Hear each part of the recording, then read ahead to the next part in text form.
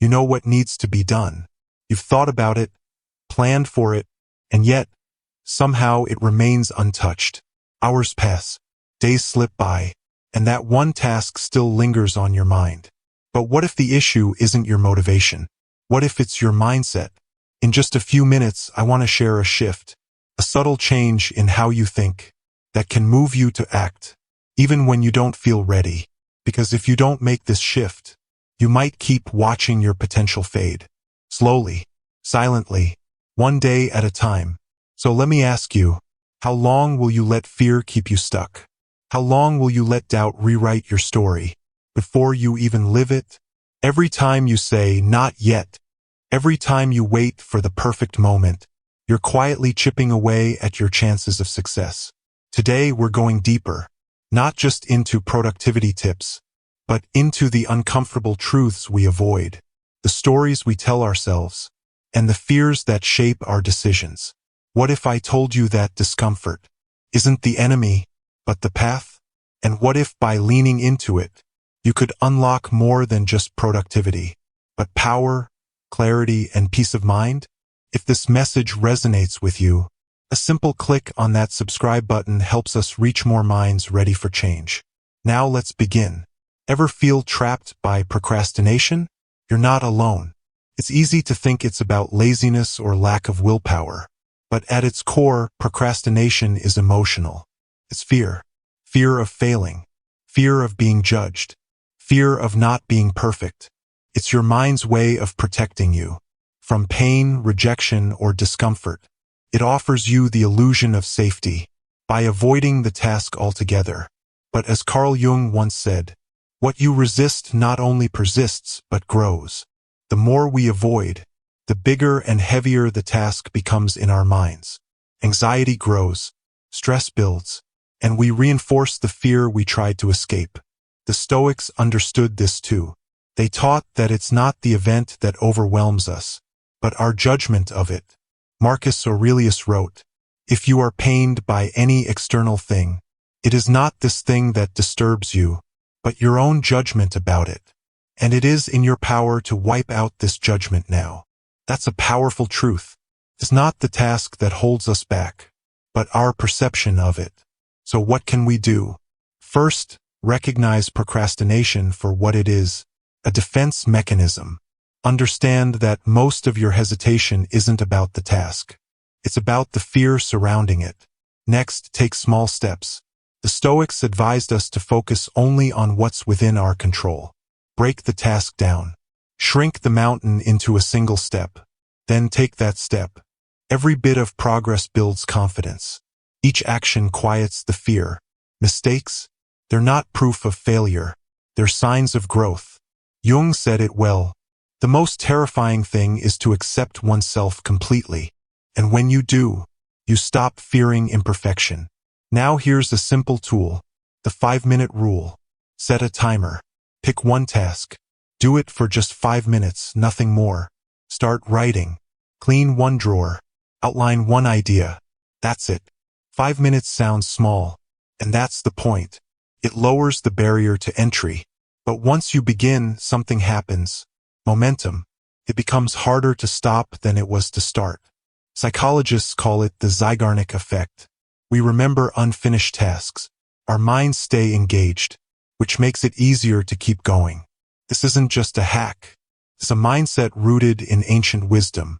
Marcus Aurelius reminded us, concentrate on what's in front of you. Do it with genuine effort. Nothing more. That's exactly what the 5-minute rule offers. A chance to show up for just the next 5 minutes. Not for the whole mountain, just the first step. Even Jung echoed this. The least of things with a meaning is worth more in life than the greatest of things without it. One small, meaningful action can outweigh an entire day of avoidance. You're not aiming for perfect. You're aiming to begin. This mindset breaks the cycle. It transforms dread into momentum, and momentum into progress. When you're staring up at a massive project, it's easy to feel like you're at the base of a mountain. The top seems impossible, but no mountain is climbed all at once. It's one step, then another. Break it down. Simplify. This isn't just good productivity advice. It's a life philosophy. Seneca once said, "It is not that we have a short time to live, but that we waste a lot of it." Use your time wisely, not by rushing, but by showing up fully for the moment in front of you. Start small, start messy, but start, because your potential is real, and it's waiting on the other side of hesitation. When we look at a task as one giant whole, it can feel overwhelming. This isn't just a feeling, it's something cognitive psychology has studied extensively. When tasks seem too big, our brains treat them like a threat. But when we break them down into smaller, more manageable pieces, we're far more likely to get started. Carl Jung once said, "You are what you do, not what you say you'll do." And that's the key. By breaking a project into small, clear actions, you move closer to becoming someone who gets things done, not just someone who plans to. Take writing a report, for instance. Seeing "write report" on your to-do list can feel paralyzing. It's vague. It's heavy. It looms over you. But if you reframe it as, pick a topic by Tuesday, write 300 words for the intro by Wednesday, suddenly it's not so intimidating. Now it's a series of small wins waiting to happen. This simple shift gives you a roadmap, and every checkpoint you hit fuels momentum. Those small wins, they lift your energy, they build morale, and that motivation keeps stacking up. It's not just theory. The Zeigarnik effect in psychology tells us we remember incomplete tasks more than the ones we've finished. Why does that matter? Because each little step you complete lightens the mental load. Progress becomes visible, tangible, encouraging. This approach is also at the heart of agile methodology in software development.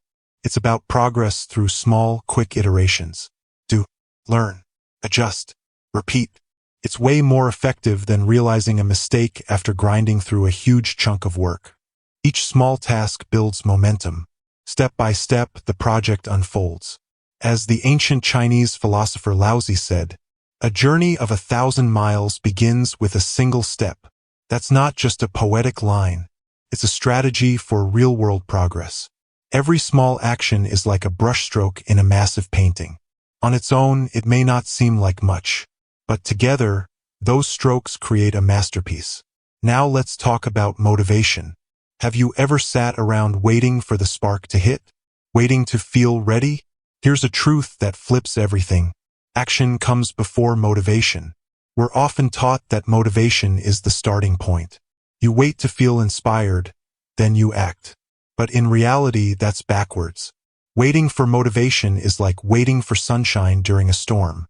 You can't count on it. But if you start, even with a tiny step, something incredible happens. You build momentum. Progress creates motivation. And that cycle keeps feeding itself. This isn't just feel-good advice. It's grounded in behavioral psychology. There's a concept called behavioral activation.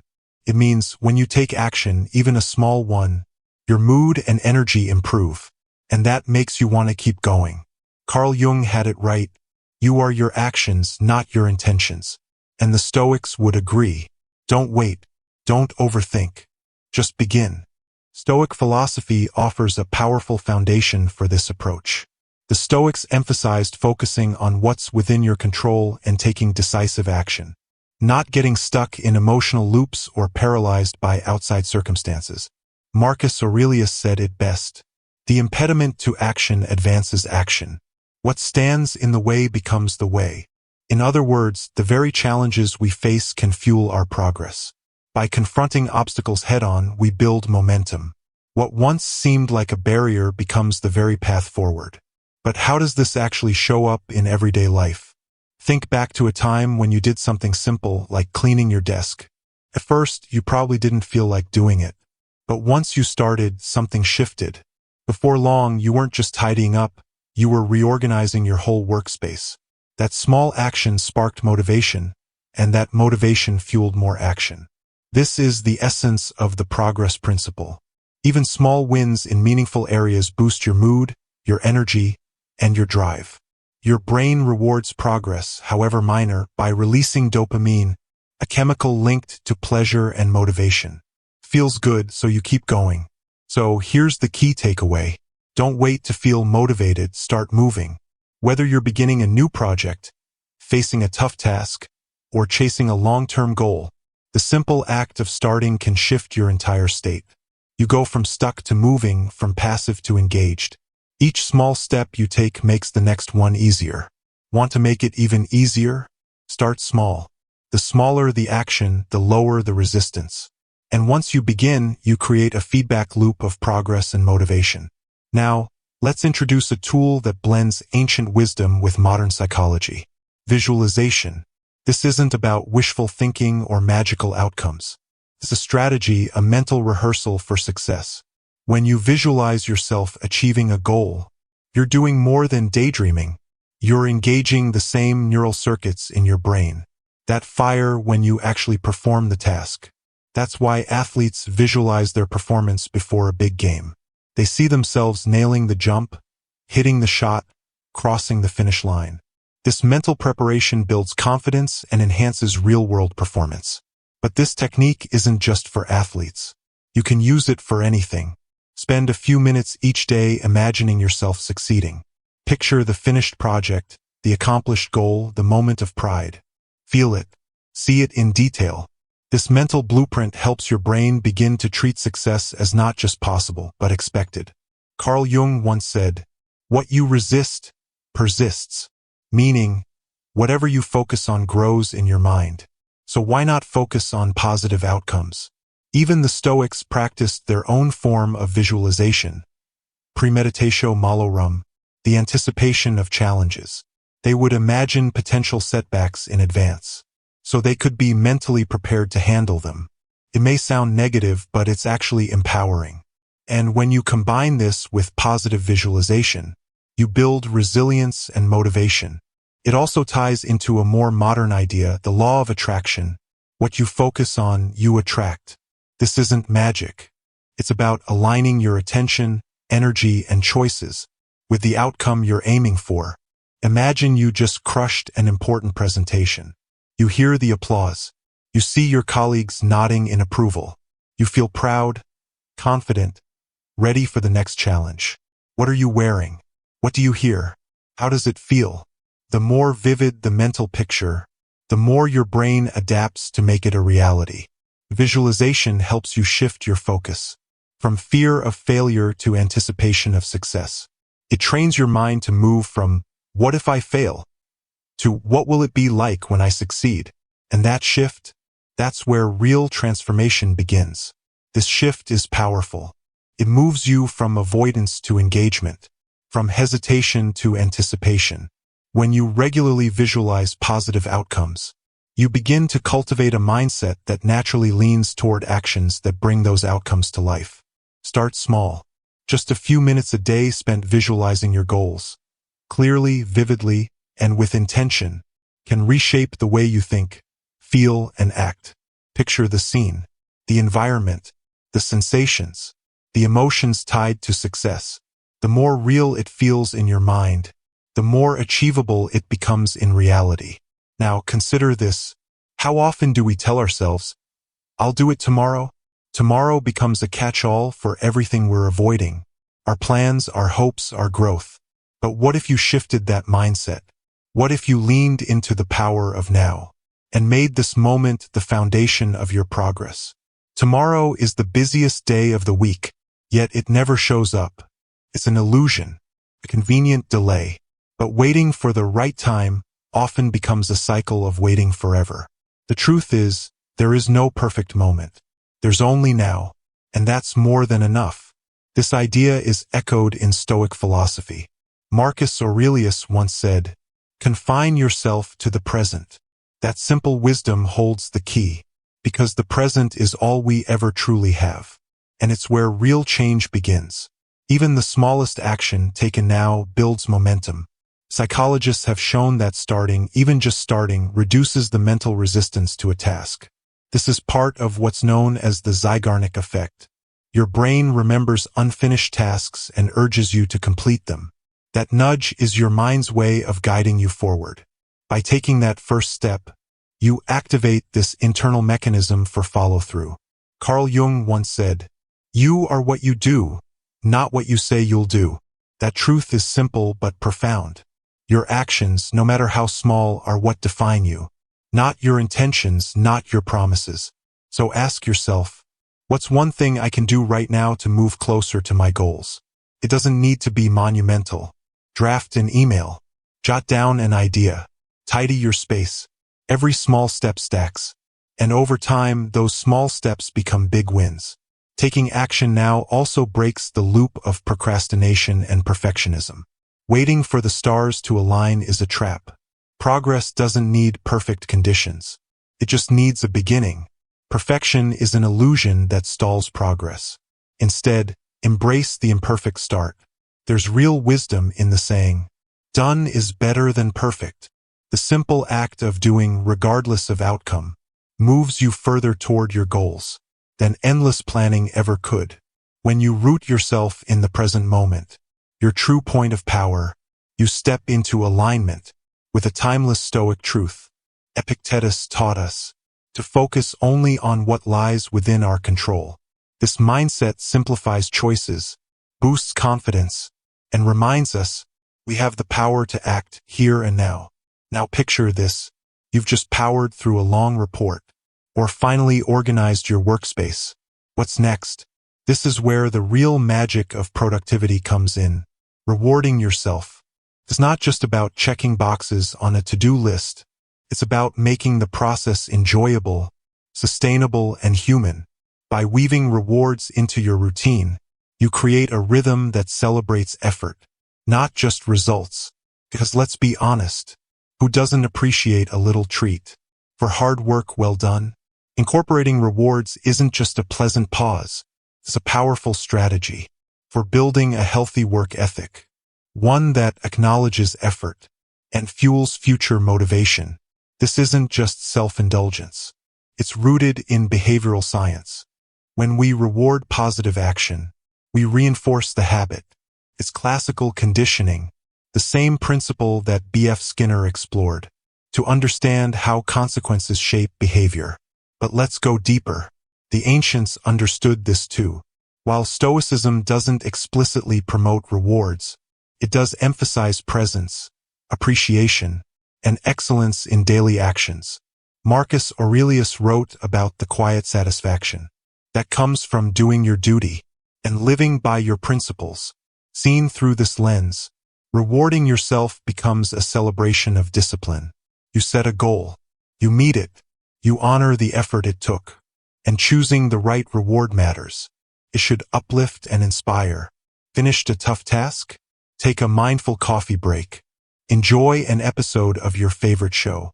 These small moments of enjoyment create powerful positive associations, making it easier to return to your work with energy and enthusiasm. Even Carl Jung saw the value in this. He believed in embracing all aspects of our psyche, including the joy of success, as essential to a whole and balanced self. So when you reward yourself, you're doing more than recharging. You're affirming your worth, acknowledging your capabilities, and reinforcing the belief that your effort matters. That mindset is where sustained motivation lives. Rewards play a powerful role in sustaining momentum. They help break up the monotony of long stretches of focused work, which is essential for keeping your creativity and productivity alive. A well-placed reward gives you something to look forward to. It makes the grind through less exciting tasks a bit more bearable. Think of it like setting a rhythm, periods of deep focus, followed by moments of real rest. This pattern doesn't just improve performance, it makes the process more enjoyable. But here's the key balance. The reward should never become the escape. It's a finish line, not a detour. This is where self-discipline comes in, a cornerstone in Stoic philosophy, and just as respected in modern psychology. It's about putting effort first, holding the line, and letting the reward come as a result, not as a way to avoid the work. And that's the point, to make your productivity sustainable and enjoyable. Each task you finish moves you closer to something bigger. Each reward is a quiet celebration of that progress. So stay intentional, stay steady, And when you pause to enjoy a win, no matter how small, know that it matters. Now, if you'd like to go deeper, check out one of the suggested videos on your screen. There's more to explore, more to learn. Thank you for being here with us. At Stoic Mindset Mastery, keep moving forward, keep striving, and above all, keep honoring the journey.